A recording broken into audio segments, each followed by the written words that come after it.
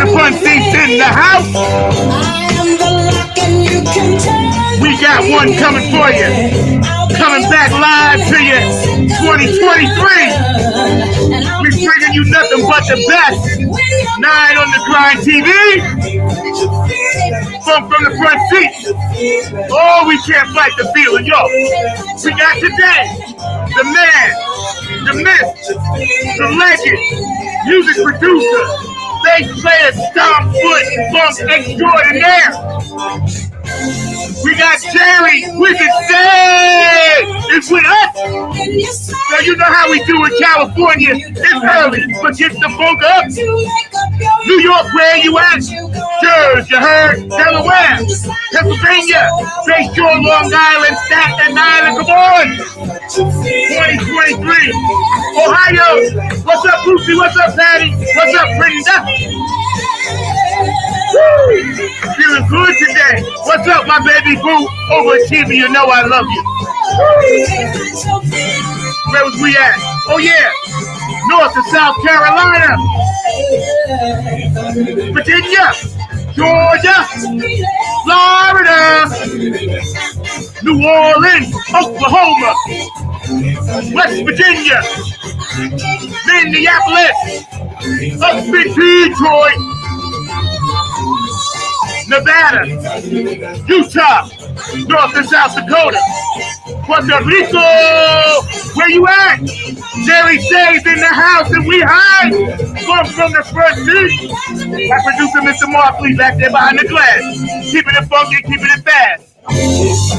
We can't fight the feeling in Hawaii, Tokyo, I'm Young Haseyo, Japan, Germany, China, Ukraine, we love you, Haiti, Africa, Dubai, we got you, Egypt, over there in Ireland, thank you, Elizabeth, DJ Coccolino in Italy, I love you, woo, Carmen in Australia, I love you, Wendy, I love you, we love all that funk around the world, Baltimore, DMV, Washington, D.C., Chocolate City, Funky Philadelphia, Brooks, I got you. Y'all tune in on the chat line. Keep it active. Jerry Say's with us. Everybody clap your hands like this. Come on. Come on. Oh, oh, oh. I hear you. I hear you. Where you at? Woo! Good God, I'm hyped today. First show of 2023. God is good, y'all. Bump from the front seat. 9 on the Grind TV.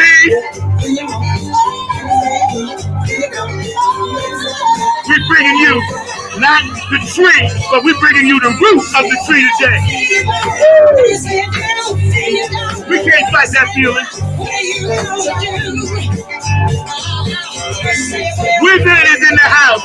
He flew in on his magic carpet today to hang with us from his planet.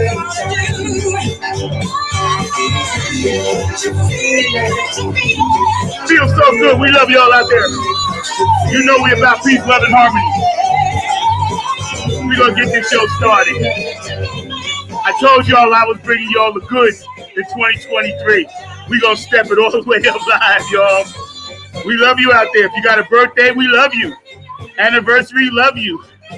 If somebody transitioned on, we got you too. And don't forget, it's about peace, love, and harmony. Today's guest is a world-renowned, extraordinary music producer, bass player, visionary, innovator.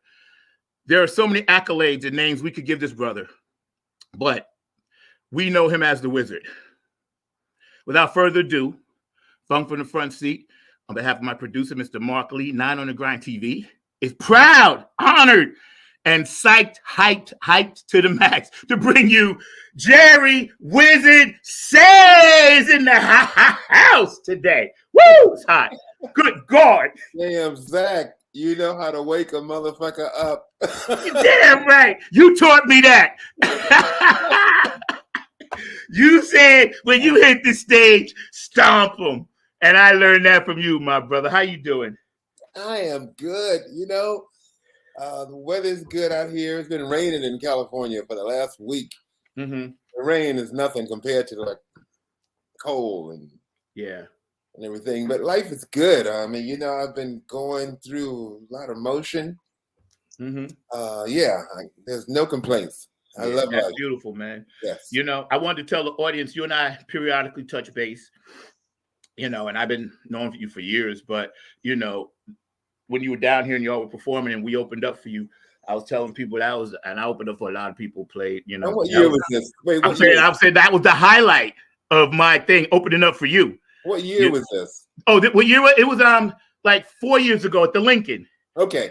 Y'all did the Lincoln, and we put that band together, and I was talking to you, and my bass player got jealous because I told him I knew you from 1977 when I got kicked from backstage at the other Lincoln in New York. Now, why is he jealous? Because he wanted to talk to you about bass stuff, and I was talking to you about the Lincoln in New York where y'all stomped with Larry Graham. Oh, man. I wrote about that gig. Man, that gig. Playing with Larry Graham. Larry is my hero. When I was a kid, I watched Sly and the Family Stone. It was on a network TV show. This was in the late 60s. I mean, maybe this was 19. Yeah, no, it had to be the 60s because I was still in high school. Mm-hmm. And I saw Larry Graham playing. They had the camera under him, looking up at him, and his nostrils were flared because he was smelling the funk, and they was playing this groove. And I said, God, who is that? And that was my role model for how to groove. Yeah. You know, Larry rolled his sleeves up. He had his sleeves rolled up, and his nostrils was flared. And he was, I mean, you know, that brother is like, you know, he's the Hendrix to me from the bass world. Yeah, yeah. Funny you say that because I wore my Hendrix shirt for you today. Oh yeah, Jimmy. Yeah. So let's go back to the beginning. The question that a lot of people want to know, including myself, right? Yeah. Wizard. What's that about, and where'd that come from? Whoa, that came from I'm from Miami. You know, I grew up in Miami. It's called the Magic City. Right. And when I first met Joyce, Glenn, and Mo, I just left high school. I was 17 years old, and we met in a very unorthodox way. But right around through the first 3 years of being together, we all started developing nicknames. And Glenn would always say, do some of that magic shit. And Doc was the first one to start calling me Wizard. And, you know, just from riffing and making sounds. And plus, you know, I would always claim to be from the Magic City. So, yeah. That's deep because for all the years that I've known you, I never knew. And I told you when we talked, right? I was embarrassed. I was like, you know what? I only know him by Wizard. I didn't even know your first name was Jerry. So that's a nickname, just like we got Mo. Yeah. And Wizard. Joyce, her name changed all the time. But it always came back to Joyce. But everybody else's name stuck, you know? Yeah. Because I know they were calling the Baby G for a rap. Wasn't they calling Baby something? Yeah. Baby Jean, Shout, Sing. Yeah. She has some killer Electric Peanut. Yeah. You know, you've done so many projects recently. We're going to get into that. And again, we're hanging out graciously with, you know, Wizard today, Mr. Jerry Say from Cali. He was nice enough to get up early for us. I really appreciate you. So you guys stay active on the chat line and go back and watch this show. It's going to be all over the place at least 3 or 4 times today. But when you first were developing, you were one of the core foundations of that sound. Right. Yeah. And tell me a little bit about yourself and BB about how you guys developed that pocket, that groove that they laid on top of. Well, Zach, it goes way back, dude. I mean, like, I'm writing a book right now, and the editor had me go all the way back to my birth. Right. So I actually went back. I actually Googled the birth year before I came into the world to see what was going on the planet before I came. And then I went through, but my life has always been about the groove. My mother and my father are musicians. I'm from a large family. Everybody plays an instrument. The first time I was able to walk, I remember walking down the hall. I would strum the guitar with my finger and gliss over the piano keys, and I would thump the bass. You know, that was just all I knew. These instruments were laying around, and you know, and that was, I thought every kid had that opportunity. Right. Now that I grew up, I say, no, that was a special household, dude. Yeah. So my older brother Frank was an amazing guitar player in Miami. And whenever he played, it was always groove first. My father, whenever he played, it was always groove. My mother, she was, gospel music. Mahalia Jackson, Rosetta Tharpe, but it Oh was God, yeah. always about the feel and that thing that the music make you do. So that was my gauge about how to play. First of all, they had to make me feel a certain way. And like I played, man, MF went through so many drummers before we got to BB. By the time we got to BB, I think we were around 12 or 13 drummers deep. Wow. Yeah. That's So I had to adapt to each one of these brothers that came into the band. We came to each other, but it was always something that was required. I put the work in to get that foundation because that was the foundation, that's the floor, the bass and the drums. And it was all about giving Joyce and Glenn and Mo and Michael or whoever was in the band something to work on. So yeah, that was all I wanted to do was make sure that floor was there and it was solid. Yeah. So yeah, groove is the key to life. Yeah. When I heard you perform, and I heard how loud you were, and I had worked my way to the front. When I was 17, I was standing in front of people. I didn't really give a shit because I was like, oh, I'm going to see these motherfuckers. Because the word MF was freaking me out as a kid. I was like, are they allowed to say that? You know what I'm saying? I was like, I guess they are. But we wanted to call ourselves the motherfuckers. I could, yeah. But Joyce said, we're going to have a hard time trying to get our airplay with that name. Right. Because let me tell you, y'all were motherfuckers. You guys were so intensely, cleanly loud. I had never heard that before. And I was standing in the corner by you, looking, you popped your G string. And bruh, you played the whole set with the G string hanging off. I was like, this guy is a wizard. Never forget that, bruh. Well, Zach, as far as volume, in 1976, Mother's Finest played a Who tour. Mm-hmm. And it was with the original band with Pete Townsend, Keith Moon, Johnny Whistle, and Roger Daltrey. You talking about Mother's Finest was a quiet band compared to the volume. When I saw the Who, the first show they played, for the first note they hit, it was so loud, but it was so pure and it was so regal. And they were bold with it and stuff. And that's how we learned a level of working the distortion. Yeah. Playing with AC/DC, and I'm sure all of these brothers have hearing problems now. I know Townsend. I read an article about him. He can't hear shit. Yeah. And drummer from AC/DC. I remember sitting down at his kit, Phil Rudd. Yeah. Hit his bass drum. It was like a sonic boom, and then you hit the snare, and like a shotgun going through your head. And every night he's driving the band with that level of volume. And but we were young, and that was a joy. Yeah. I think and you guys were the first multicultural funk rock band in the history of the world. Now, that's what they say. Sly and the Family Stone influenced us greatly. Yeah, and Funkadelic, right? Not Funkadelic as much. We came out slightly right after Funkadelic. We were right on the coattail of Funkadelic. Okay, right. But Sly and the Family Stone, Hendrix, yes, and Sly and the Family Stone were the visible things for me growing up. It made me see that shit could work. And there was no. And plus, as a kid growing up in Miami, I played with multiracial bands all the time. A lot of Latinos, whites, blacks, and the people in South Florida, man, they all had a groove. Like, matter of fact, Jaco Pastorius. I met Jaco when I was 13 years old. He was 14. He was a year apart, and we used to go to the Fort Lauderdale scene and watch all the players. There was some amazing bass players in South Florida. We would go see John McIver, Napoleon. There was this one brother named Carlos Vega. He was a Cuban, but he used that muted sound that the guy from Tower of Power uses, Rocco.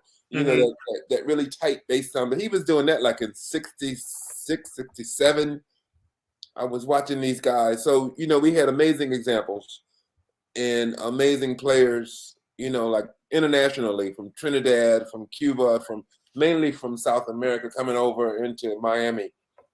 So we were definitely multicultural as a society musically. Yeah. The music didn't have any problem with the racism and with coming together and being equal. But then when you got out into society, that's a whole other thing, of course. Yeah, yeah. The music role was always, if you got a groove and you can play, then let's do it. Yeah. You guys, obviously, I'm influenced by you, of course. Hi, Mian. Hi, Brenda. Thank y'all for tuning in. Stay active, yo. We got the wizard right here. Let me tell you. So, you know what I'm saying? Don't get no better than this to start off. But yeah, that picking up from that Woodstock, passed the torch from Hendrix to Sly to you guys to the live festival, peace, love, and harmony thing, sustained the music business, and gave my age level something to look up to. Like, you were my hero. Bootsy was my hero. Sly, you guys were our black heroes. And this is nothing against other races. We didn't have any. You had to have them. You got to have someone that looks like you. Yes. Jimmy was it for me. When I saw Hendrix, I said, yeah, this was coming around the Chitlin circuit. Yes. And you got this brother that was like extraterrestrial and transsexual and he's galactic. He's writing about like the star constellations and shit. And I'm saying, okay, I see. I mean, he just raised the ceiling completely. And then he set his shit on fire. Right, and then he burned his shit up. Yeah. Oh no, my boy, right?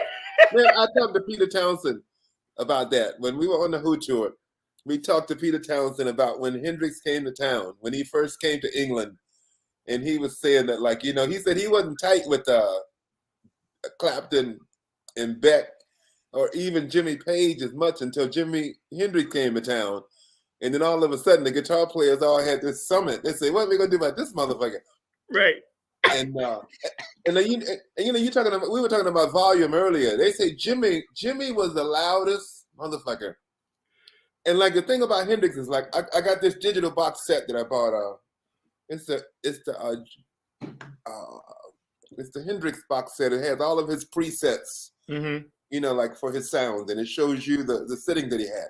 He was so unorthodox. He would use full bass and minimal treble, and he would like, the mid-range was like always in a place where you would never think. But then when you hear the sound, you say, damn, that's how you got that sound like on Axis Bold's Love, or that's how you got that sound like on Crosstown Traffic. And like it was, he approached EQ with a different ear. But his volume, the volume was always cranked, but it wasn't just like, piercing. It was something that got your body, that vibrated you from your ankles and shit. Yeah.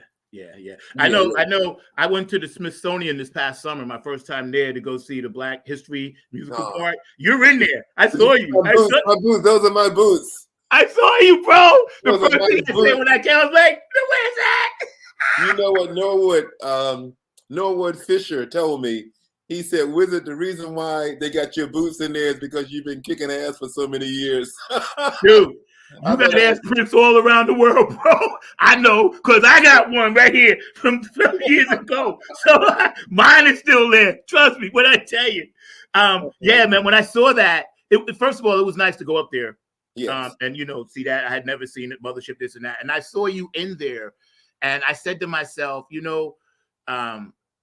this brother here is one of the greatest ever. You're on my Mount Rushmore, man, and I'm grateful to have you as my big brother, my friend, mentor, and all of that, man. Bass player extraordinaire, Jerry Say Wizard is with us today on Funk from the Front Seat, not on the Grind TV. We're going to get into some of your new music, but I do want to hear about you. Had a Prince story for me before we get into your book. I want to hear about that Prince story. Yeah, like when in the 80s, I played with Stevie Nicks. I did her Wild Heart tour. And for that record, Stevie co-wrote a song with Prince. Her single was called Stand Back, and it was a song she co-wrote with Prince. And Prince would come and hang out with her, And when I first saw Prince, it was really peculiar the way I met him at the supermarket. And I thought he was a Prince imposter until he smiled. And I said, damn, that's fucking Prince. And then he dashed off and jumped into a limousine and was gone. But we were touring around, and he would always look at me with a side eye. But when we played the show in Minneapolis, he walked up to me, and he said, "Dude, I just realized that you're in Mother's Finest." And he said, "MF is one of my favorite bands." He said, "When I was in high school, I used to have you in my playlist and shit when I was doing my homework and shit." And I said, "Get out of here, dude." And we talked, and it was basically him talking, and he was telling me about Purple Rain. Purple Rain had just finished. He said, "I got a new movie coming out," and he said, "You're gonna love the music. You got to go see it." And you know, he was a huge MF fan. And then when he left, his bodyguard chick came over to me, and he said, "Man," he said, "I've never seen Prince talk so much." I just thought it was amazing that he was into MF. Yo, everybody was, bro. It's like I had to order my albums from AudioFile because they didn't sell them in New York at first, you know. Oh. And I ordered 3. I think another Mother for You, but I know it was the original Mother's Finest, and then the live. I had to have it. I was not satisfied listening to Mother's Finest at the studio level, even though it was beautiful. But I needed to hear that ass kicking shit that y'all did. And my father used to come in, man, and be like, "Yo, you're shaking the house," because I ran it through my MPEG. Yo, you wrote one of Mother's Finest biggest hits, "Baby Love." Yeah. Tell me a little bit about that. That was about my girlfriend at the time, Connie Stepp. There is no other to compare to her. This woman she touched me in such a unique way. And she's from Florida. I used to always have to go back down there whenever I was off to see her. And those words came out as actual. I woke up early in the morning, one morning, and she was creeping on my mind, and I was burning for her touch. Yeah, I mean, you know, there is no other to compare to you. You got me blindly giving all I have to you. You give me feelings I can never find. These feelings ain't complete unless you're here all the time. And I heard that pong, pong, pong groove as I was singing it. And it came, but you know, like the original chorus is different from what's recorded. And I want to do it one day because it was a riff that the guitar and the bass played together, like in the chorus. And Tom Werman, the producer, when we did it, he said, "Let's separate the chorus from the guitar and bass." So I went to the kick drum, and Mo went to the keyboard, and they did the rhythm, and that's the way you hear it.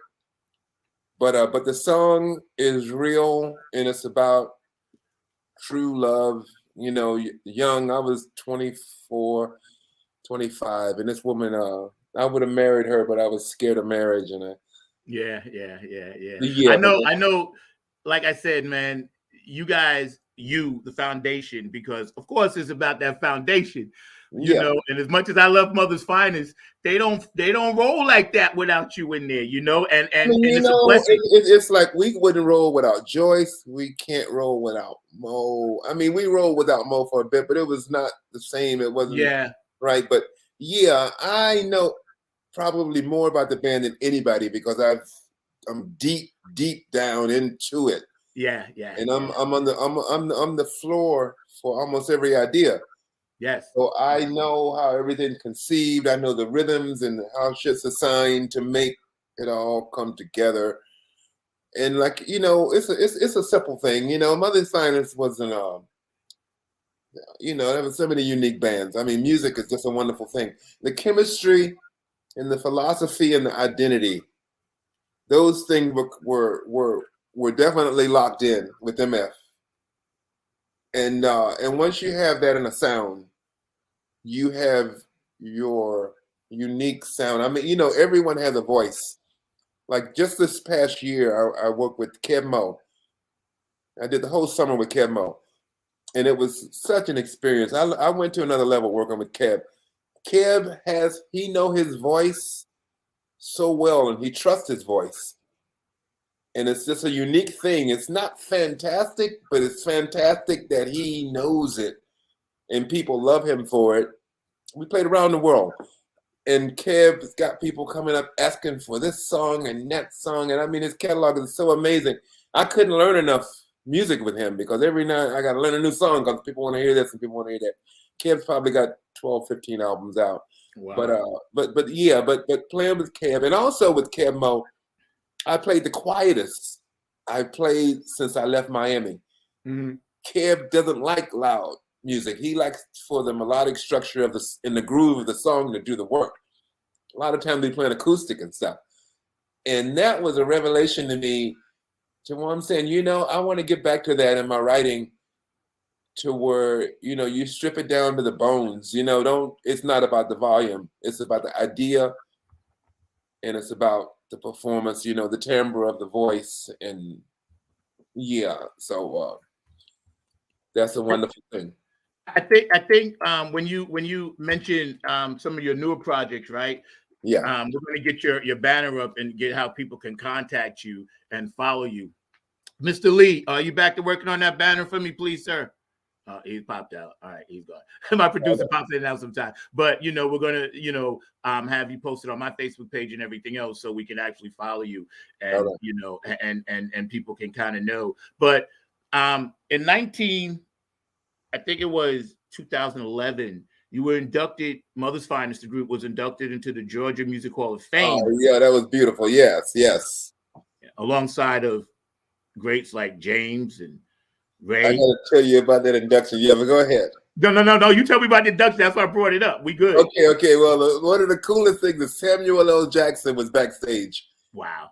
He had to induct Leon Redbone into the cinematography section of the Georgia Music Hall of Fame. And Samuel L. Jackson saw us. He walked up and he said, "How come y'all ain't playing Give You All the Love no more?" And then I'm looking at him. I said, "How you know that song?" And he said, "Man," he said, "I used to watch y'all." He went to Morehouse. Right. Him and Spike Lee used to see us when they were going to Morehouse. They used to come to the Atlantic clubs, and they saw us play, like, even before we cut that first CBS record. Mm-hmm. But he was a fan, and I just thought that was amazing. That Sam was a fan. Yeah. But also that was inducted was Justin Bieber was there for a Vanguard Award, and what's her name? That beautiful black woman, Babyface produced. I know who you're talking about. Yeah, I know who you're talking. I can't call her name, but I know who you're talking about. Yeah, she was inducted, and the woman from a different world, the sister, the light skinned sister. Mm-hmm. Who man, I'm so bad with names, but like me too. Yeah, but it was star-studded backstage, and Alex Cooley, who was a promoter in the Southeast, he was responsible for every concert. He actually the last Hendrix concert in the Southeast was done by Alex Cooley, and Alex Cooley would bring in the Beatles, or he brought in the Stones, or just everybody came through Alex Cooley. But when Alex Cooley heard we were being inducted, he came out of retirement to be the announcer, and he was kind of ill at that time. But he came from Florida, and he was the one that inducted MF into the Georgia Music Hall of Fame. And like you said, that's like Little Richard, that's like Ray Charles, that's like James Brown, Ray Price, the Allman Brothers. The list is staggering. Yeah. And it's I was very grateful. Yeah. Being there alongside these legendary MFs, Yeah. And you're one yourself, so rightfully so. And today we're hanging out with Jerry Sade, known as the Wizard, the anchor, the bottom beat, and all that good stuff for the funk rock group Mother's Finest that we all grew up listening to. And my producer, Mr. Mark Lee, back there. Right now, we're going to take a quick 5 seconds. Jerry, hang out with us. We want to shout out P-Funk Radio, and I'll do a couple of shout outs. On the other side, we're going to come back and we're going to talk about your book. We're going to talk about the videos we get ready to show and what you got popping for the future. Yo, told you, 23. Y'all hang out for us. In the first P-Funk show we did together. Who's that? Oh, yeah, and the first. That's okay, and that too. We'll do that. We'll start with that first. Mr. Mark Lee, we ready back there, bro? Let's do that, bro. Hey, this is Keith Jackson with P-Funk Radio, inviting you to check out my brother Zach Robinson with Funk from the Front Seat.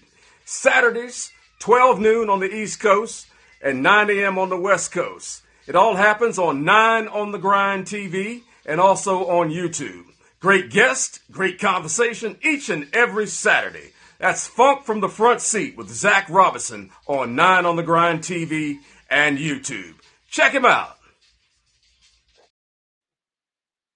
Brother. Thank you, Keith, for always pumping the music and supporting the show. And of course, HJ Entertainment, K&N Jams, P-Funk Radio. We love you guys. Oak City Music Collective down here. We love you guys. George the Funk Vinci, your artwork, Curtis Wilcox, Aquarius Rising Art. We love you guys. And also the Funk Chronicles Hall of Fame. We love you. And you guys keep spreading that funk out there. Keep supporting it. Keep supporting brothers like this brother. He is a pillar of the funk rock community. We stand on his shoulders. There'd be no nappy head funk army if it wasn't for brothers like him and Boots. I'm telling you right now, because we wouldn't have had the music to hear. So y'all gave us the roadmap, and we just gonna try to hold you up as best we can and do our part, man. And I tell you what, I don't like to put people on the spot, but yo, we gotta do a show with you. I always put it on the air so I can go back and say, I got you. we gotta do a show together. We're gonna do some stuff. We're hanging out, and you got a book. First we're gonna talk about the first P-Funk show. Go ahead, bro. Oh yeah. This was in 70. It had to be 76. Late 76. We were signed to the same management. P-Funk and MF were the only bands of color. Lieber and Krebs. Lieber and Krebs had like Aerosmith and AC/DC and they had Black Sabbath and Ted Nugent and like a rock, Blue Oyster Cult. And the only acts of color were P-Funk and Mother's Finest. Wow. And MF was touring the world, touring America, like with all of these rock acts. And then on the itinerary, the next gig, it said Parliament Funkadelic, P-Funk. And I said, damn. I said, okay, cool. And we played in North Carolina A&T. It was like complete black school. And like we had just the night before we played with Aerosmith in Detroit, and it was like all white faces. And then when we played at Carolina A&T, it was all smiling black faces. And like we kind of went into that gig thinking that we were gonna have to turn down and change up and shit. But when we played the first song, I mean, they loved it. It was like I said, okay. But I was really excited about meeting P-Funk. And like when we got there for soundcheck, they had finished and gone. But just before we went on, they showed up. And like, I figured they were there to check us out, because I would have done the same thing.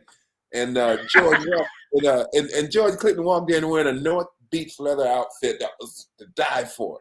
North Beach leather was like the thing back in that time, and expensive, and the tailor was extreme, and I was saying, oh God, I was so jealous. I said, damn, this dude got.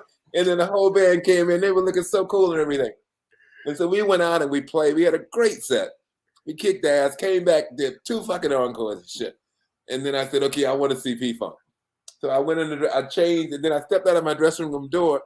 And then coming down the hall was George. He was wearing a pair of orange chicken feet, plastic chicken feet, and he had on a thong.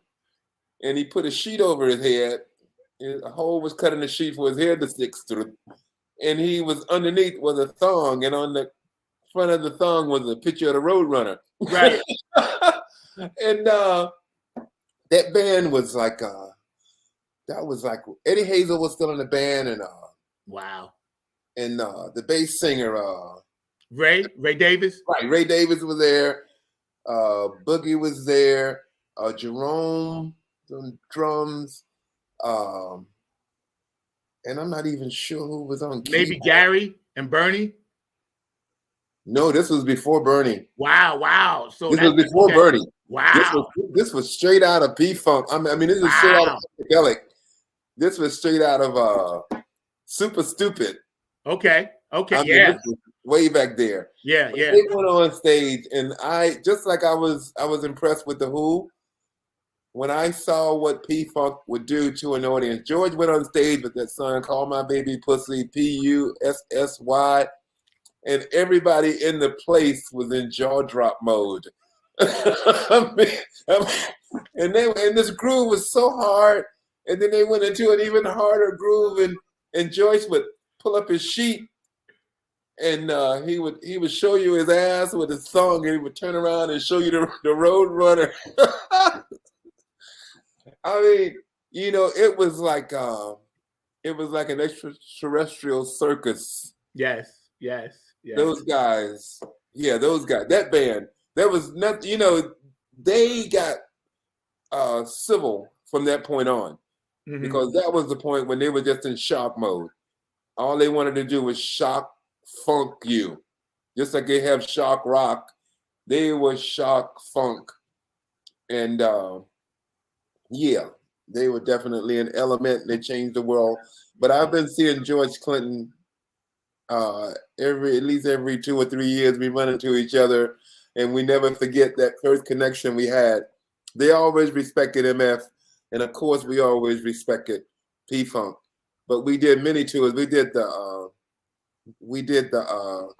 Flashlight tour. We did the Mothership tour. We did the Chocolate City tour. And Bernie Worrell, God, that's my boy. I remember him when he first joined the band, and the guitar player Mike Hampton. Mike's my guy, yeah. Oh man, you can't touch that brother. He plays guitar like John Coltrane. He hears the guitar so uniquely. Yeah. But P-Funk, George Clinton, his super strength is surrounding himself with the baddest motherfuckers on the planet. Yeah. He's kind of like a Miles Davis, like these guys coming through his band, and they like on a level that up to the very top of the food chain. Yeah, we just played with Mike at the Bethesda at the Funketeers Ball. I was fortunate. I was literally on the stage singing Knee Deep, and he's playing behind me with Tony Cameron and the Funk All Stars. And then I didn't leave the stage when he did Maggot Brain. I literally sat there on the drum riser. I wasn't leaving. Me and Tony was looking at each other. We were like, we whispered to each other. We looked like, can you fucking believe we're here watching Mike Hampton play Maggot Brain? And we're right next to him. It was like, boom, Mike is my guy. I call him, text him all the time. Red Hot Mama, Scorpio. I love that brother. He's my guy, man. He's my guy. Yeah, so tell us a little bit about this book you got coming out. That not really to tip it, but just what inspired you at this point in your career to go ahead and start writing this amazing journey that you share. Well, I've been writing this book now. Actually writing for like 6 years. Yeah, I remember you told me. Yeah, I was and before that, I would write an excerpt, something just for my whatever, and I would put it aside. Like once I got my first laptop, and I would write, and I would just throw stuff aside. And then I got to the point where I said, I got all of these pieces and stuff, and I need to put this shit together. And also at the same time, I was working with a blues guy named Guitar Shorty. I actually produced two albums on Guitar Shorty, and I love that brother. He just passed away. Guitar Shorty. Jimi Hendrix used to go AWOL to see Guitar Shorty play. Wow. And Shorty married Hendrix's cousin, so there was a connection with those guys. But Hendrix's vibrato is Guitar Shorty. Really? Yeah. Wow. There's an album called We the People. That was the first album that I did with Guitar Shorty, and we actually won the Blues Contemporary Album of the Year in 2010, I think it was. But you can hear Shorty, and you hear the ghost of Jimmy in there. Shorty was probably about 7 or 8 years older than Jimmy would be right now. And it was a blessing to spend time with him. And we did 2 records, and it was the biggest time I've ever had. My producer, Mr. Mark Lee, is a blues personified. Like, I know he gonna go apeshit when he comes on to ask you your question, because I give him one. Now, Mark, you're gonna have to keep that shit short, all right? But he's already chomping at the bit, because David this guy, Guitar Shorty, he knows. Yeah. Mark knows. Yeah, Right. man. So you're writing this book, and you got all your things together. When should we expect this to pop in? This year for sure. I'm doing a soundtrack for the book. As I was doing this, every time I write, I was writing my story, there's been songs that I've written that I put on the shelf and I never released. And as I was writing this book, I felt like I was impregnated with these songs. I said, God, this just got to come out. And all of the songs that are going to be in this soundtrack have an amazing amount of meaning to my life. Yeah. You know, I was writing these songs from a place of necessity and you know, that's how that was my life's blood to live, you know. And I was really glad, like when I first had the idea, I said, okay, Warren, I need to think about a soundtrack. And then I just went through the book and I was saying, okay, that one's got to be there. Love and Control, Protection, Surface, Slaughterhouse, all of these things got to be in there. And like, you know, and it's just like a soundtrack for a movie. Like when you would think about what would be accompanying a scene, there's certain parts of the writing to where it's so dramatic and that song comes right in there, you know. But you know, like when I first started writing the book, I was going to start at 17 when I came out of high school and I started my career. But the editor said, no, let's go back to the beginning. Right. And going back to the beginning was amazing. Like when I researched my birth year, it was the most UFO sightings in the history of this country. Yes. That was what year was that? What year was it? 1952. Okay. There was this one incident called the Washington, D.C. incident. Yes. Where there were UFOs hovering over the White House and the Capitol. Yes. And they sent the Air Force sent airplanes there to intercept them. And when the planes got there, the objects disappeared. And then when the Air Force left, they came back. And it freaked the fuck out of America. Yep. And then that was in July. And then in November, we had the first hydrogen bomb was created by America, and there was a test blasting of the hydrogen bomb in the Indian Ocean. It was the biggest boom a human had ever created. And then it was a presidential year, and Eisenhower was a 4-star general. America wanted more stability. We was freaking because he was saying, "Fuck, extraterrestrials are coming. How you gonna fuck with them?" And then the NSA, you know, like it was just a lot of movement in the world. And then I came up in November, and I was born in Florida. And then I had to get into the whole Indian makeup of this country because I was born in Opelika, Florida, which is Opatisawakalaka, which was a Seminole Indian village back when they owned everything, before the Spaniards came and took the land from them. And so my book took on this whole concept of the plight of the American Indian. When I moved to Atlanta, I realized that my grandma was part Cherokee. And then in the 80s, I worked with Ricky Medlock, who was Lakota Indian. And we played like in North and South Dakota and Wyoming. Ricky would take me to an Indian reservation, and it broke my heart into small little pieces when I saw how these people lived, and they owned this country. And it was all taken away. And but my writing took a sidebar to the events of the world. Like I went through Kennedy assassination and into the Martin Luther King assassination, into the second Kennedy assassination, so just the events growing up, what shaped my moral compass about how to survive in the world and understand how mankind is. We have a lot of work to do, and we need to go forward as far as being humans. And instead of making shit to blow each other up, we should make things to generate more peace and love. I mean, you know, we just can't seem to figure that out. Yeah, you know, and it's funny getting back to your book because I'm getting comments on both things. So when you see me looking, I'm getting comments here and there, right? But one of the comments is that, you know, the soundtrack to your book, and you know, that's going to be amazing. And one of my fans popped in, you know, my boo, and say, hey, that's so awesome. So she just wanted to say thank you for that, because not a lot of people are thinking in terms of that. But in terms of the UFO, I'm a hybrid myself. I'm an Anunnaki funk soldier. I was born in '58, the year they claimed rock and roll came through, and I've experienced so many things And being of that ilk, the space child like you, like myself, this is why we all bond. And I think since COVID, the word 2020 hindsight and all this other bullshit, right? Like our light workers now are coming together.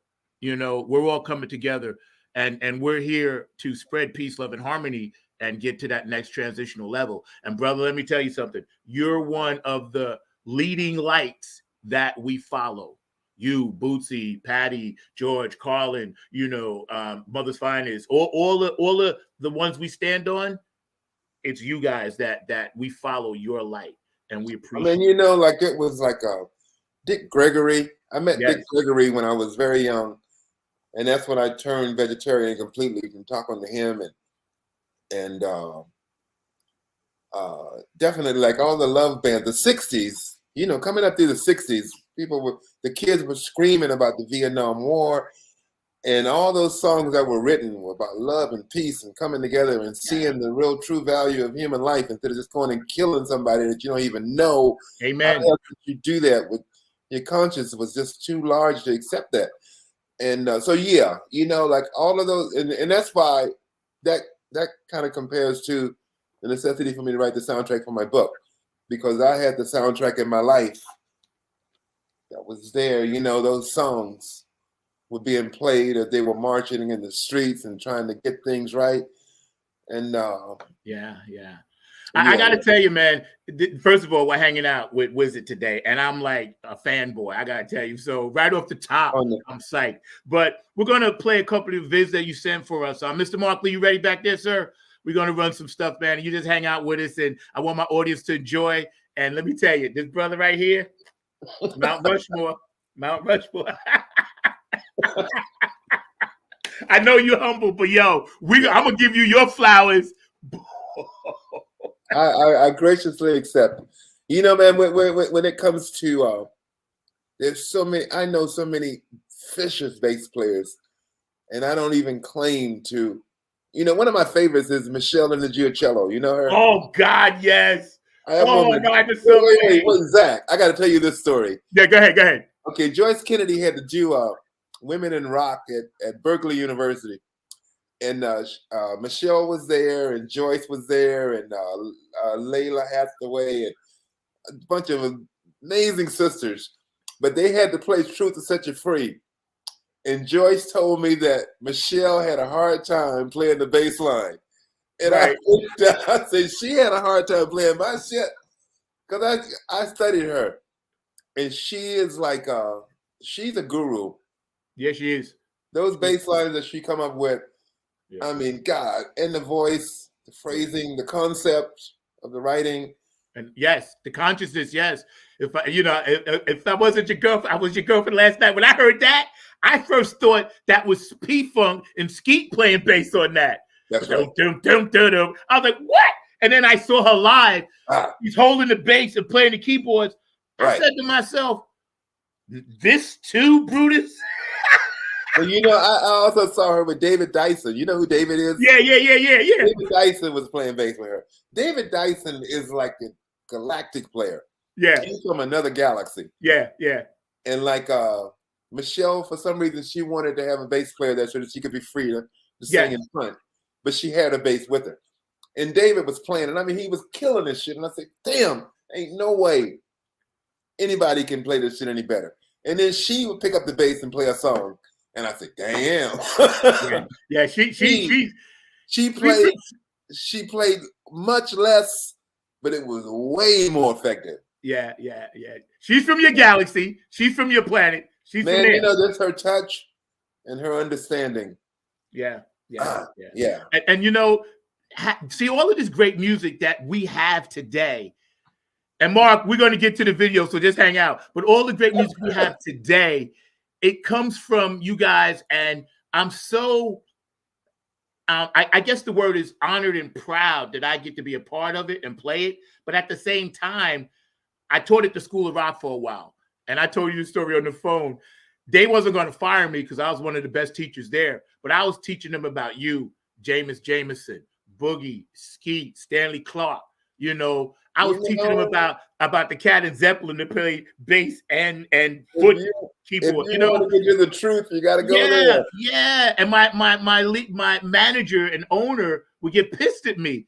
And because, I ain't teaching the standard stuff. I would show them videos half my lesson. I said, look, go home and study this. Come back and then play that. You know what I mean? Because I wanted to perpetuate what you guys started. Believe me, we're not going to let that die off. You in good hands. My band, Tony Kim and the Funk All-Stars, Shirley Clinton, we got your back. Like I told Bootsy, we got your 6. It's not going anywhere because we got you. We got you, bro. We're going to pop up this video, Mr. Mark Lee. And then I'll get you on. Don't worry. Don't chew off the doorknob. Just hang out. I love you, Christy.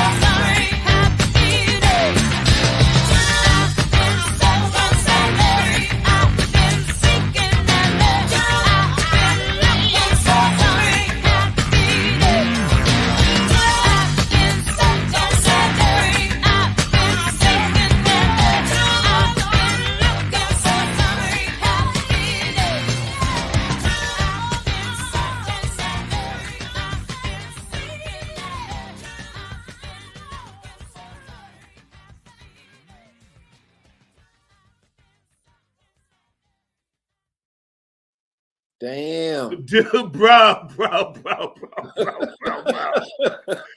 Bro, first of all, there ain't no words for that. I gotta tell you, my band, we tried to play this, couldn't play it. I gotta tell you something deep about that song. Little Richard came to our house in Atlanta. This was like 76 before we got that record. Little Richard showed up at our house at midnight in a limousine looking like fucking Cinderella. His hair was perfect. He had on a lime green chiffon outfit embellished with rhinestones, and he had on a beige cape that the driver had to carry up the stairs so that it wouldn't touch the floor until he got into the living room, and he gently set it down. And we asked Richard what he wanted to drink, and he said, "I want tea." We had stories. And then we took him to the basement to play him some music we were working on. That's when we were writing Fire and Give You All the Love and stuff. And he loved it all. And I'm sitting there with Little Richard, and he's sitting there, the shit that we have created, and he was clapping and he was singing along with the gospel aspects. But we had a talk with him. And he said, you got to be yourself. He said, the truth will set you free. He said, and so that song came from a conversation with him about his days when he was going from the church into rock and roll and then back and forth. Teetering. He said, I heard God calling me, and I went back to the church, and I went back and I preached. And then he said, I heard the devil calling me, and I had to go back on stage and do my thing. And we said, that's priceless.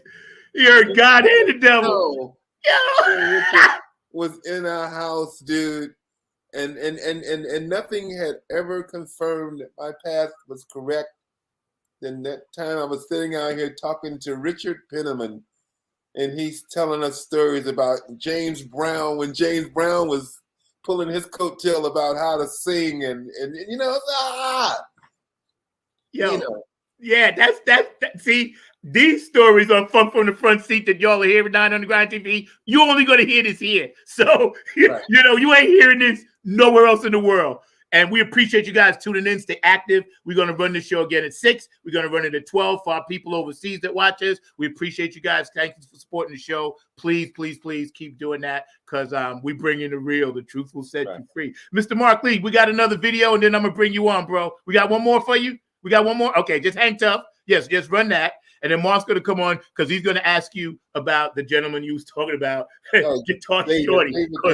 If I don't let Mark come on and ask this question, he will never speak to me again. David Kearney is my boy. I would love to talk about him. Yes. Okay, we got you. Yeah. The Wizard, y'all. Come on. Now. Funk from the Front.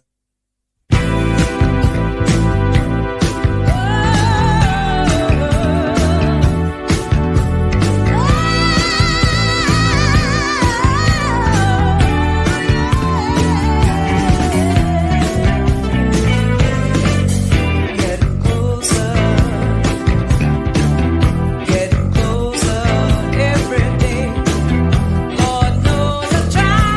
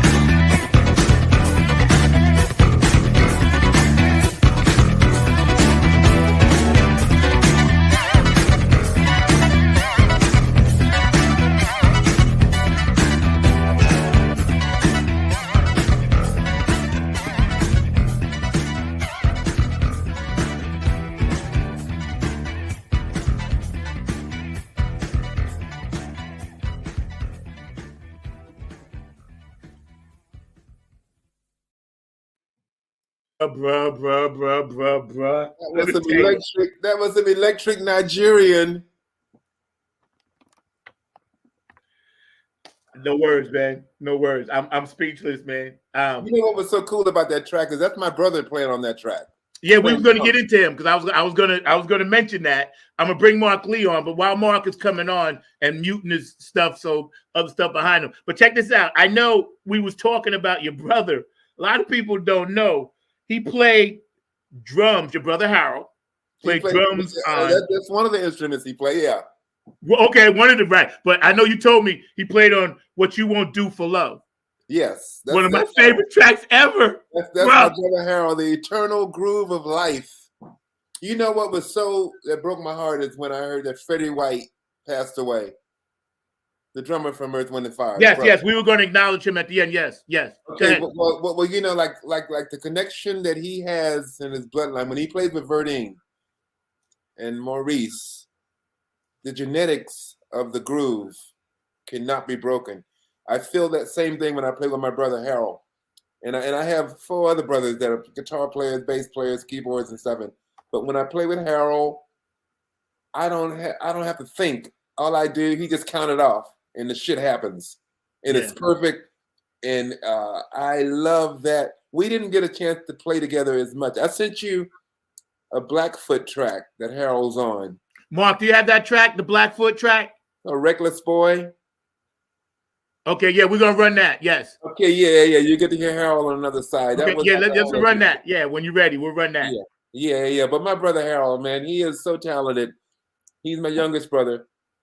Kills the bass, but on drums. Every time he would send me a track, you know, he did a lot of Casey and the Sunshine Band recordings. He's from South Florida, but when he played when he told me about the Bobby Caldwell project, when I left Fort Lauderdale in 1971, Bobby Caldwell was playing with a band called Kathmandu, and he was a guitar player. Yes. And he was an acidic guitar. He played like Frank Zappa, Hendrix, and Terry Kath kind of combined.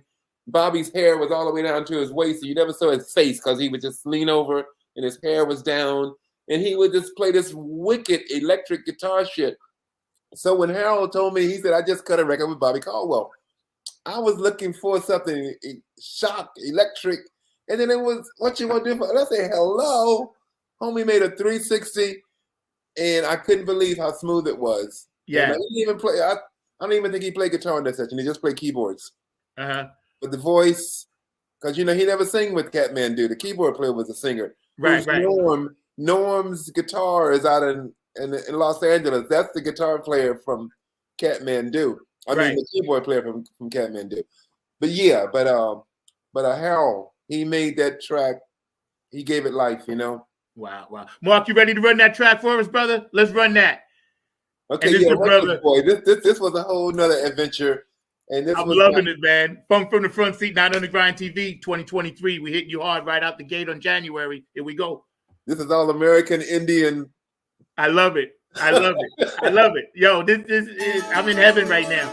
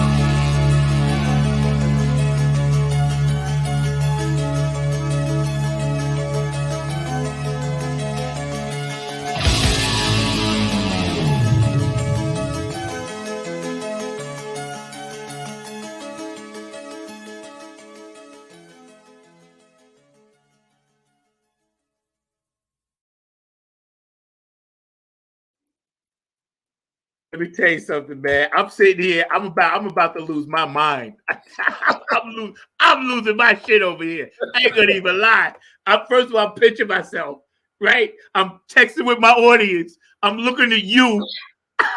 Right. Oh, and my boo gave me this beautiful present this morning, so I'm good. Mr. Mark Lee, my producer extraordinaire, works very hard back there. I got to bring you on. It's our first show of 2023, so thank you, brother. You've been my producer now for going on a little over 2 years.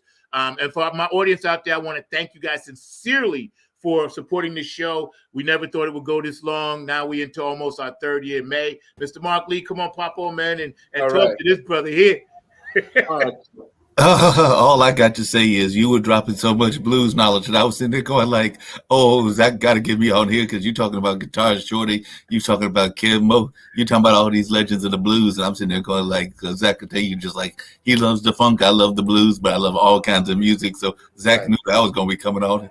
As soon as you dropped all them names, I was going like, this man's probably played with Buddy Guy and BB King and all those other folks as well. But I got mad respect for Kev Mo and for Guitar Shorty and a number of those other names that you dropped, even Bobby Caldwell and a number of others. So you were dropping some serious knowledge, and I know that we've had the pleasure of having some of those artists play at the Hayti Heritage Center, which is actually where I'm working at right now, as well as the Bull Durham Blues Festival, which until recently, because of the whole pandemic and everything, has been out of pocket, but we're hoping it'll come back in 2023 or very soon, because it used to be a big time event outside and all in those lines. But definitely just glad to be here among such a true legend of music. And I just got to say music in general and all in that space. So one of the questions I've got to ask you, Wizard, because it's something that I brought up several times on the show as just in general, is if you could talk a little bit about the lineage and the importance of blues music, both to funk as well as to jazz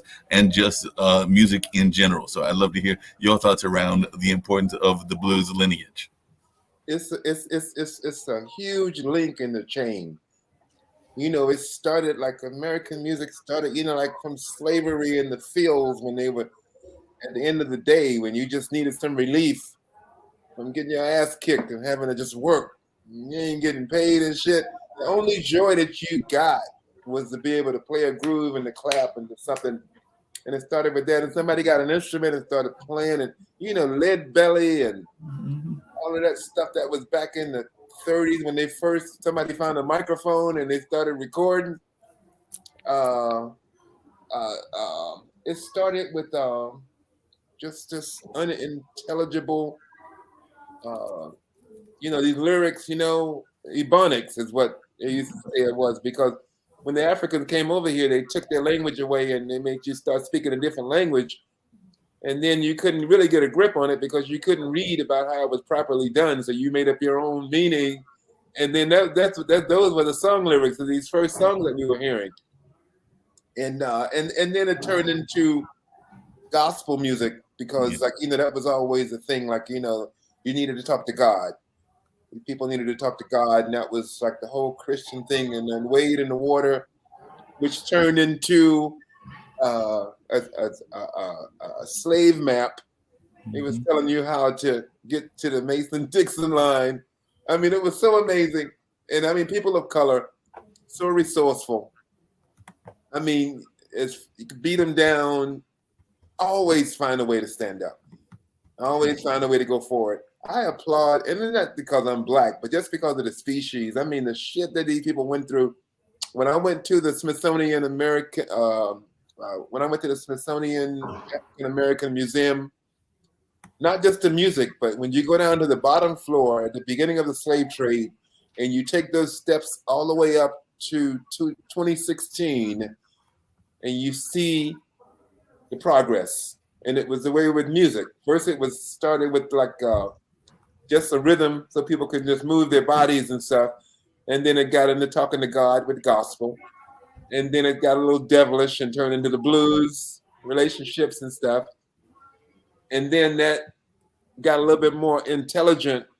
Like when Lead Belly was singing, you know, he was more intelligent with his lyrics, and his storytelling came into play. And then that turned into, you know, the John Lee Hooker. It was my favorite, John Lee Hooker. I've seen him live so many times. There's nothing like John Lee Hooker. And Zach, Michelle and the Giocello has got to be a descendant of John Lee Hooker. Yes. She has the same spirit when she performs about time stands still. Yes. And you are so in the moment. Yes. But anyway, that was the whole blues frontier. And then that turned into you know what was really amazing to me is how early jazz, like the Kind of Blue album by Miles Davis was cut in 1959. I thought that was like in the late 60s, but that was like in the 50s. And all of a sudden these brothers came all the way from No Intelligence and blues and kind of rhythm and blues, and then jazz was created. But even before that, it was like Hot Joplin and what was that type of music like that? Ragtime. And that was like classical music, like the chordals they were using, the chord selection they were using and stuff. And so yeah, blues led into jazz, and jazz led into rock, because rhythm and blues and jazz was pretty much side by side. And then rock came into being. And then from rock, you know, you got your, and then funk came from hard rhythm and blues. And yeah, you know, it all just moves forward. But blues is the foundation. Yeah. No doubt about that. Hey, Zach, just really quickly, do you think that we can ever get a Chitlin Circuit back again with it? Because I know that was something that was very important to our success and things of that nature, was that whole notion of a Chitlin Circuit where small clubs and small venues would be the places that our music got going. And that was even in the funk realm and in the blues realm. But I was just wondering, do you think that we can ever get that Chitlin Circuit back in the 21st century? Well, the Chitlin Circuit... The Chitlin Circuit was developed out of necessity. It was a place for Black performers to perform without having to deal with Jim Crow and getting lynched and shit, you know? That was the place you could go and play, like up the Eastern Seaboard and in the Midwest. And everybody, like Chuck Berry, Ray Charles, Hendrix, Little Richard, everybody did the Chitlin Circuit because those were the only gigs Black performers could perform. And like, so it was a necessity. I don't know if it'll ever come back. The necessity's got to be there for, you know, and hopefully humans aren't going to go backwards as far as the way we are, where we treat each other, where that's even going to be necessity. But I think the sense of pride that was taken from playing in the Chitlin Circuit, because these brothers were pissed because you had these white clubs that were like amazing, but they weren't allowed in there. So they just made their amazing music in the juke joint that was down the street, and come to find out that everybody wanted to come there because that was where the action was. It was you know, it was the most spirited music being created. Yep. I think, and thank you, Mark, for popping in. Producer Mr. Mark Lee Extraordinaire. Hang out with us for a minute, man. And we're hanging out with Jerry Say, you know, known as Wizard, and just. That speaks for itself. And you guys been really blowing up the chat. I really appreciate that, man. Because, see, the legacy of this brother, he's on Mount Rushmore. This is why I was very humbled and grateful to have him on my show and call him my big brother. And I know him, and I opened up for this brother. So right there, you know, that speaks volumes. And when we look at music today, myself, Kevin, Dr. Brooke and all our circle, our full circle at my band, we're always talking about spiritual food, feeding people with the music.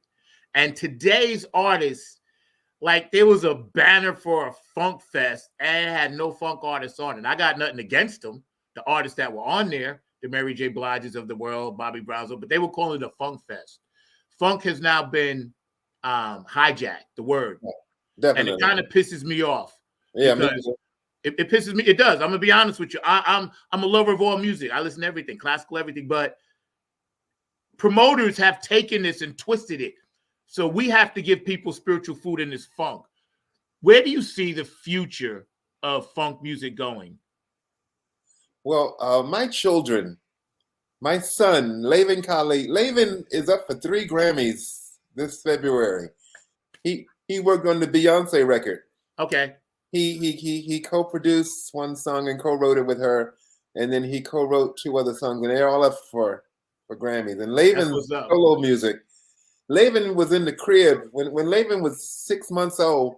He would watch me program music, and he would sit there like in the crib, you know, and just watch me. And he was always quiet because Lavin ended up going into golf. Like when Lavin was turned 9 years old, he loved Tiger Woods, and he started playing golf. And I used that, and I was a golf dad. Took my son all over. My son got a full golf scholarship. Wow. Into the university. Wow. He was that good. And then when he turned 18, he came to me one day and he said, "Dad, listen to this." And he played me some music. And I said, "Damn, that's bad." I said, "Who is that?" He said, "That's me." And I said, "Who's singing?" He said, "Me." I said, "Who's playing?" He said, "Me." I said, "You played everything?" He said, "Yeah." And then I said, Who wrote it?" He said, "I did."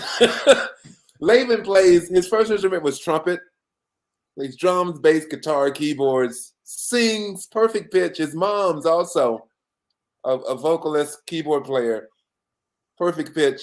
Both, and my daughter is coming up behind him. She's 19. She's at Brown University.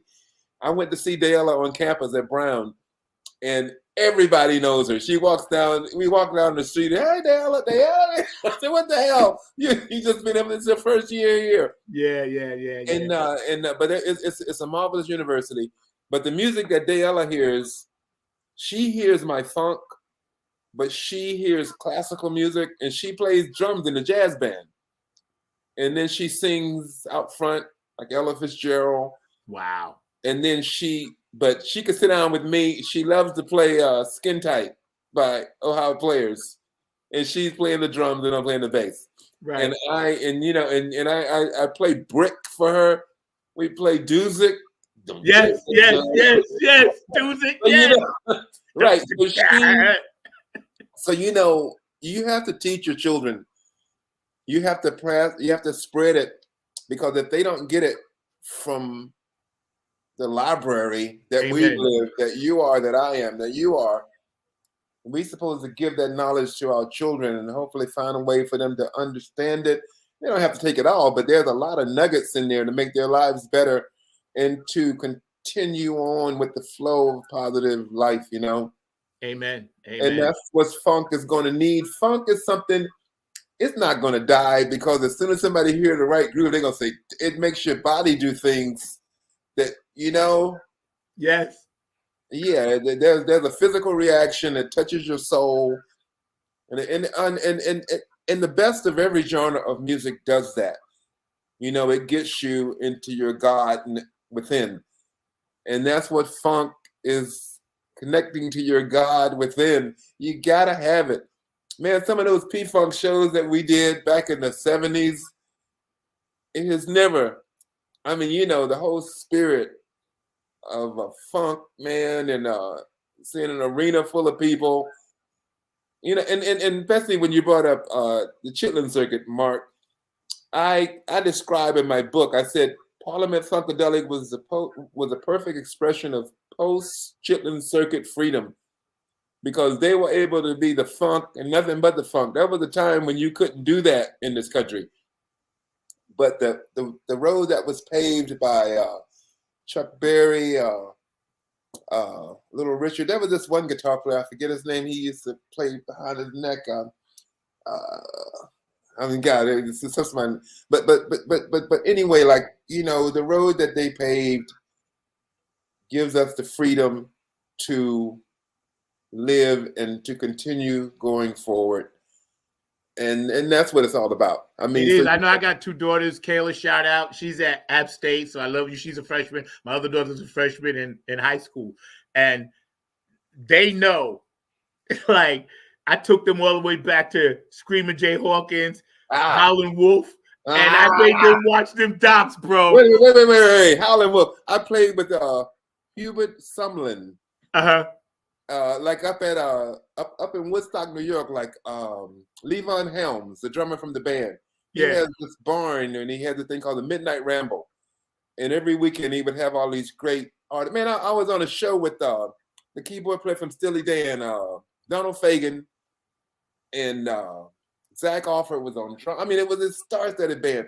But Hubert Sumlin came out. He had an oxygen tank because he was having respiratory problems, and he Yes. had the tube, and he had the thing connected to the tank. He pulled it out into the stage. He set it there and sit on a stool, and they gave him his guitar, and they gave him a pick, and he slapped it away. And they counted the song off. And this brother had to be like, you know, he because he passed away like about a year later. But I could not believe the spirit in him. As soon as he started playing, it was right in tune with the universe and God. Yeah. I mean, you know, Yeah. and like he was at Howlin' Wolf guy. And he was telling us a story. He said when he first auditioned for Howlin' Wolf, he had a pick. And then Howlin' Wolf say, go and learn how to play with your hand, then come back. Right. And he came back, but that's Hubert Sumlin playing on Wayne Doodle, I mean, all of those, those Howlin' Wolf songs is Hubert Sumlin. Yeah. Mark, can we get a banner up while we still chatting? But you know what, Wizard? Like when PBS is such an underrated part of our educational system, right? Because they show docs, PBS, PBS, and they when they showed the doc of Mahalia Jackson. Right. I was recorded on my VCR. I still got those tapes. Howlin' Wolf. I recorded every doc I could because I was like, you know, America, they're trying to teach stuff out of the kids. And people like yourself are trying to believe this whole thing they call it. They accuse you of being weird because you're awake. Yes. What the hell is wrong with that? Yes. You want to be awake and aware of everything that's going on. You don't want to be asleep and just not moving forward. That's right. You know, and the world now is a much better place with what you guys did, and we're continuing. Like you said, funk ain't never gonna die, but I keep pushing it hard because this is just who I am, you know, and I don't know no other way. And having guys like you in my life and your inspiration, you know, you inspire so many people just today being on the show, man. And this is going to be part one because we always do a 3-part series. So this is just part one. You'll come back when you have time. I know you get ready to go on tour and everything else. You got to wait until I finish this book and then I want to talk again. Yeah. We'll come back. But listen, every week we do a hero of the week. You know, it could be anybody, random, male, female, lady, black, white, whatever. But this week we honor you, Jerry Wizard Say. You're our Funk from the Front Seat hero of the week, and we appreciate everything you've ever done, everything you're about, your music,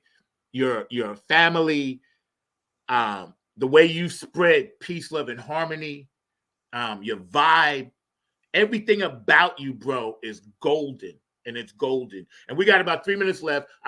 We always give our guests the last word. We're going to give you the full screen. Mr. Markley, you have anything else for this brother before we jet up? Hold on 1 second. I was trying to get the banner up. No, you're good. You're good. You're working it. It's good. Don't worry. You're working it. No, I was definitely working that banner, trying to get that banner up and running for Mother's Finest and all in that space. But definitely it's been an honor hearing the Wizard speak and all of that. And he was dropping some knowledge. And I agree with what he was saying about the education system, both you and Zach bringing that up, because I've been trying to figure out why we're complaining about people being woke, because we all want to be awake and everything during the course of the day. So that makes absolutely no sense to me whatsoever that they are making woke a bad thing in that sense and everything. So I guess one of the quick questions I've got to ask you is, I know Zach's very big on education and music education. Do you think that we're doing enough in our space around music education, and what can we do to make it better? And we got one more song till we go run, so don't go nowhere. You know, that's a loaded question, Mark. We have to do the best we can. Be creative, like what you guys are doing right now. You can reach people, you know, groups of people, and make sure you give them vital information. I mean, you know, things that'll pull them in, because, you know, times change, and I love to go with the times. I know it always leads, because like with me writing my book, I see what I've done in my 6 decades on this planet, and it's always constant movement, and that's the way it's going to be from now on. So we have to be creative about how we make sure that the young people know not to be bamboozled and to listen to that thing inside of them, and to have patience, creating something beautiful that can last for a lifetime, and not just jump on something in the passing buck. And don't be afraid of being unique and different. You don't have to be like the next guy, you know. Just learn how to perfect you. And confidence and courage and all of that kind of stuff is what needs to be instilled, especially in Black kids, because we've been beat down for so long. You just want to have a fair shot being able to present this God-given talent that's within. Amen. Mark, we got one more video to run. We ain't gonna go just yet. Wizard, you can hang out like 5 more minutes. You got 5 more minutes for us? Yeah, I'm cool. Okay, we're gonna run. Then we're gonna let you go. I know it's Cali time. You were gracious enough to get up early, and believe me, I bro, got up early, went to sleep late, but it's all good. it's all good, man. You changed the world today once again. And so I thank you, Mark. Run that video for us, man. And we're gonna hang out, and then we're gonna give Mr. Say the last word on the big screen. Then we're gonna crank up the car, get in the front seat, and get the funk out. Yo, bro, believe it or not, I started this in my car, a 5-minute thing during COVID. And then people hit me up. I called my producer, Kevin, in Philly. I said, Kev, I got an idea for a show. And he said, yeah, man, let's work it. And I told him the title. He said, yeah, man. He said, that's going to work. He said, you got something there. From the front seat. I'm glad I'm up here. Yo, right. Mark, go ahead and hit that, bro.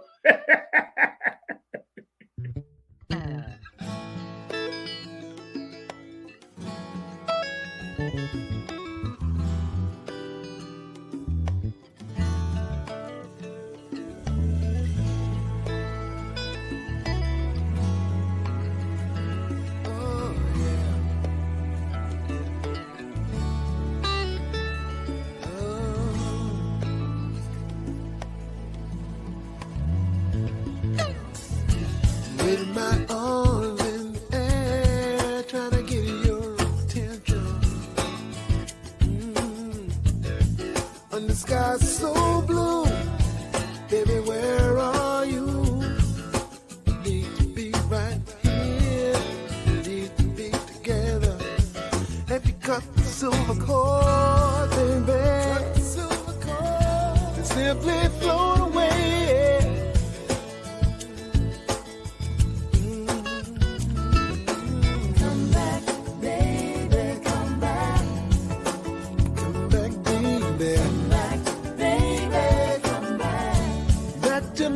To my soul, come back, baby, come back. I need you right here with me, baby, baby, come back. Baby, my arms in the air, still trying to get your attention. Did you forget you mentioned that we'd hang out today? But you're so far away. What's getting you down, baby? What's getting you down? What's keeping you around? Oh, yeah. All I can say is come back, baby, come back. Come back, baby. Come back, baby, come back. Back to my heart, to my soul. You right here with me, baby. It's plain to see you're very distant, about 1,000,000 miles away. I can hear it in the silence of the words you never say.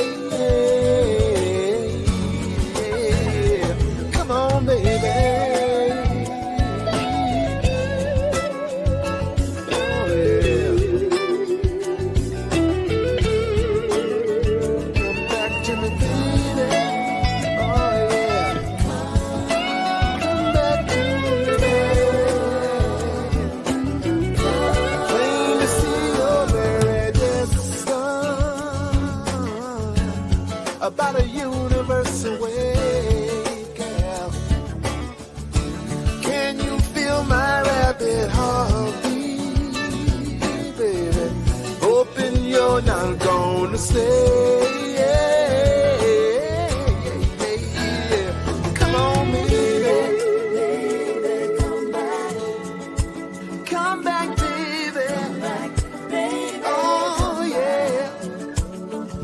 I don't know what I've done wrong, baby. Please let me know. Whatever I can do to make you come on, baby. Come on, baby. Come on, baby. Now come on, baby. Come on, baby.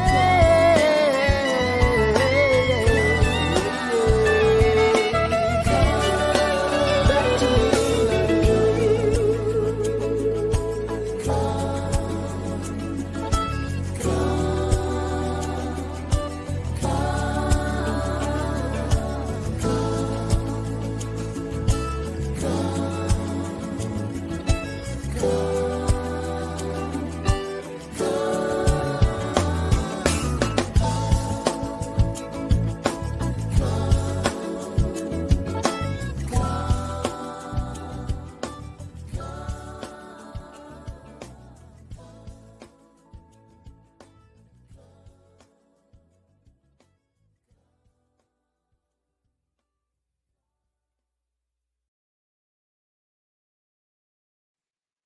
I can't hear you. Absolutely amazingly beautiful. Absolutely. Yeah, Absolutely. that's how me singing everything, and that song has meaning. That was relationship issues, and yeah, you know, music. I love writing a song when there's a meaning to it, and I've written, you know, like one thing about Mother's Finest I want to say is I was blessed to work with a male and a female singer. Joyce Kennedy is like the baddest bitch ever born. I've seen, she sings, I mean, her voice is amazing. And then Glenn Murdoch, he's a character singer. He's like, you know, he's about society and cultural differences and everything. So it was so much fun growing up, being able to write a song and give it to Joyce and to give it to Glenn. And then as years went by, my son asked me one day, he said, "Dad, did you ever sing Leave in Mother's Finest?" And I said, no. I, you know, because I had two killer singers. And then I did that solo record the song you just heard. And then Laven heard a whole album of me singing so he could hear my voice. And he said, cool. He said, you need to do more of that. I said, okay. And, but yeah. Yeah. You know what, man? It's like magical and wizardry and your spirit from the universe and the tribe that you are part of, that I'm blessed to be a part of. It doesn't get any better than this. And I got to tell you, man, you're my hero forever and ever and ever, man. Because you're right here from my heart, my brother. Let me tell you, it's just after I'll call you in a couple of weeks and we'll chat about some other stuff. Wait a minute, what's that on their hat? Huh? That hat, the logo on your hat. Oh, this is from Afterglow 9416. And it's actually a tribute to Boogie Munson. It's Benevolent Funk, which is Donna Sneed, and Donna, you know, Donna Boogie's widow, and Otis Hawk down in Atlanta, Georgia. They market Boogie's products, and it's a foundation to help keep funk alive. But the foundation is in the name of the late great Boogie Monsoon, one of Harlem Funkadelic's, you know, bass players that laid down a lot of shit. So when I have them on the show, I always ask people to send me swag, right? And they sent me this hat. Yo, when Donna sent me a hat and 2 shirts, bro, I freaked the funk out. I was like, Boogie. The spirit. Because when I'm sitting here writing and this and that, I feel Prince. They come to me, Gary Scheider, Boogie Munson, and I always write my music from 12 o'clock to like 4 in the morning. That's my time. Gary Scheider. When I first met Gary, I think we were the same age. And we were kindred spirits. I mean, we were from the same tribe. Except I would never wear that fucking diaper on stage. I couldn't pull it off. But Gary Scheider, this was in the early 2000s. I went skiing in Nevada. And we went down to the casino and it said, tonight, P-Funk. It was at one of the was performing. So I got inside and I made my way all the way to the front of the stage. And Gary was still alive. And they were killing. And I mean, they were killing. And Gary saw me And for some reason, that's when I realized George Clinton is fucking blind. He was looking at me, and Gary came and he said, "Say, George, that's Wizard." And then George looked at me and he said, and he was like about 3 feet from me, and he couldn't figure out, he couldn't get my image. You know, he couldn't fucking see. Yeah. But like Gary was saying, that's Wizard. And that was the last time I saw Gary Scheider. And they were amazing. P-Funk was like, you know, the spirit of P-Funk. When they start playing, an aura surrounds the room. And, you know, all the great bands have the same thing. Like when they perform, there's no competition with this. It's just their moment. You have to sit your ass down and deal with, you're in their world. And when they're finished, you have your turn. And I found that with AC/DC, with like P-Funk, with even the Commodores. Man, we did some amazing tours. Aerosmith. Yeah, you know, all of the bands that come from necessity, that aren't formulated bands. No, these bands came together because they heard a sound and they loved each other and they were attracted to the chemistry of each personality, and it made this thing. Yes. Aerosmith would never be the same without Joe Perry. Yes. That ingredient is so necessary. And the same thing like with the Stones or like with the Who or whatever, and the Beatles, for God's sake, all of these fucking great bands. The unique chemistry makes a sound. And you're fortunate to be a part of one if you can in a lifetime, you know? Yeah. I tell you, I talked to Linda yesterday. I talked to Gary Scheider's widow, Linda Scheider. She's a regular on our show. And we get into music, we get into politics, but Linda's dope. She's my funk sister. Please give her a shout out for me. I will. I'll tell her. I just talked to her yesterday. You know, Linda and I talk, and we talk or text at least twice a week. At least twice a week. I talk to her. Now, Donna, she's always busy, but Donna will hit me up every now and then. I make sure she's okay, you know. But yeah, this hat, it means something. When I wear this hat out, I wear it with pride, bro. This is what it is. Man, oh man. Funk from the Front Seat, Not on the Grind TV. My producer, Mr. Mark Lee, I thank you so much. Jerry Wizard said, we're going to give you the full screen and say whatever you like. And, you know, then we're going to bring you back on and we're going to crank it back up and get out of here, man. All right.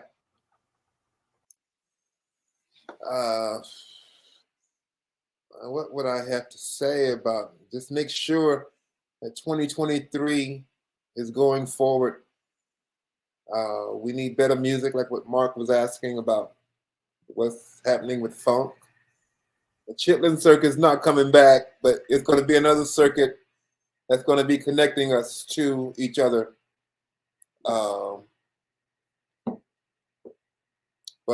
Yeah, I have a lot of music inside of me that I'm still creating.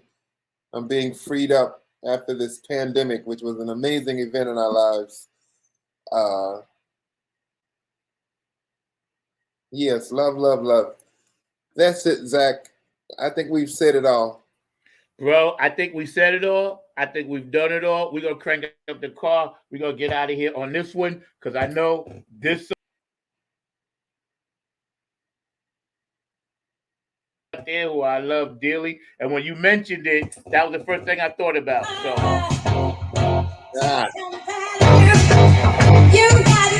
Funk from the Front Seat. We out.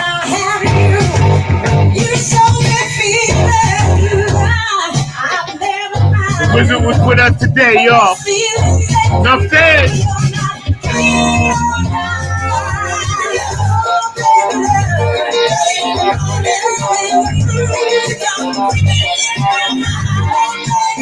California, wake up. Thank you very much. New York. Hawaii. Samoa. Doing the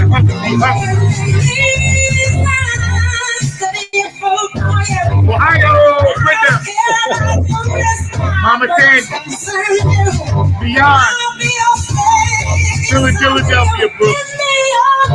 Yeah, what up? Marine, clap your hands, come on, the world.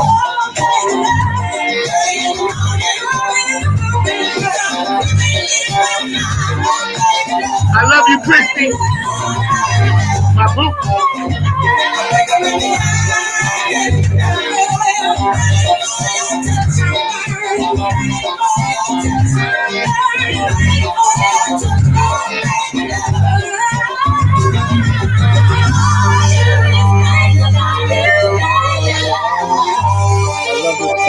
Wizard, y'all. Come on. Thank you very much.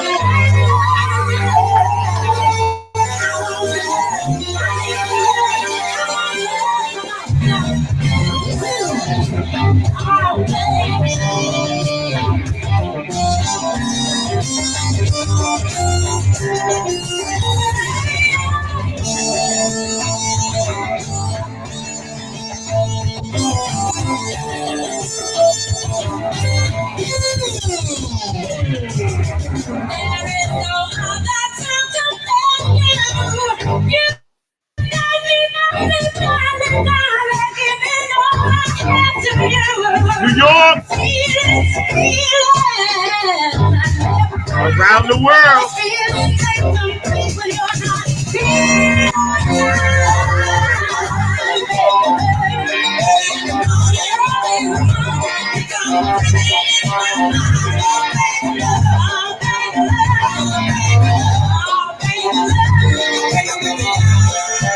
Come from the front seat.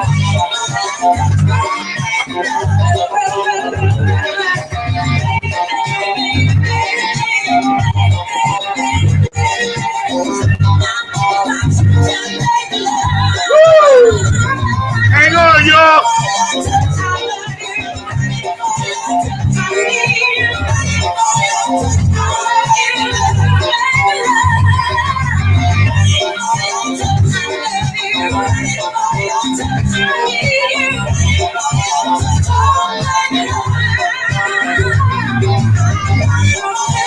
Florida, you in the house. Florida. Florida. Italy, what's up, Elizabeth? Cocolino, you over there? Germany. Dubai.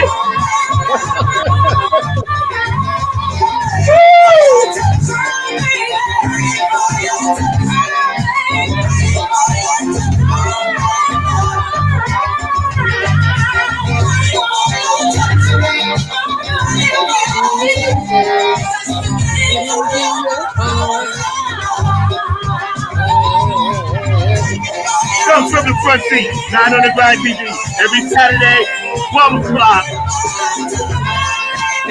9 a.m. West Coast time, y'all. Oh my God. Man, it's all about the funk, bro. You brought it hard. The show is fire. We get ready to get out of here. I love you with all my heart. I'll be in touch in a couple of weeks, bro. Thank you from the bottom of our heart here, Funk from the Front Seat. All the fans watching, all the people around the world that will watch this later tonight. Man, we love you. You're an institution. You're a hero to us. We honor you. We respect you. We praise what you've done and what you're going to do. We follow in your light. Please keep lighting the way so we can follow Mount Rushmore, Jerry Say, Wizard Extraordinaire. We out, y'all. Mark, take us home. Peace.